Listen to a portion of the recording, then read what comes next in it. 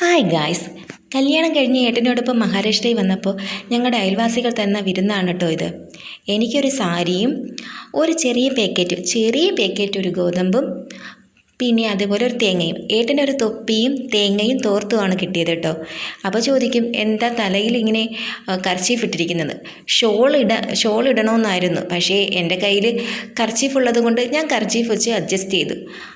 വിഷയത്തിൽ നിന്ന് ഞാൻ തെന്നു മാറിപ്പോയിട്ടോ. എനിക്ക് സിന്ദൂരമൊക്കെ തൊട്ട് തന്നു, അതുപോലെ തന്നെ തേങ്ങയ്ക്കും തൊട്ടിട്ടാണ് തന്നത് കേട്ടോ മൊത്തത്തിൽ. പിന്നെ ഒരു വെറൈറ്റി ആയിട്ടാണ് എനിക്ക് തോന്നിയത്, നമ്മുടെ നാട്ടിലും ഇങ്ങനെയൊന്നും ഇല്ലല്ലോ.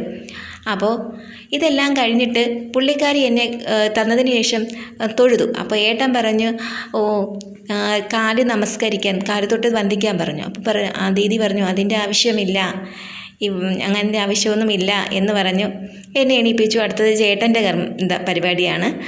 അപ്പോൾ എനിക്ക് അവിടെ നിന്ന് കിട്ടിയ സാരിയാണ് ഇത്. ഹെയർ സ്റ്റൈലെല്ലാം ഇവിടുത്തെ മെത്തേഡാണ്. എങ്ങനെ ഉണ്ടെന്ന് കമൻറ്റ് ചെയ്യണേ.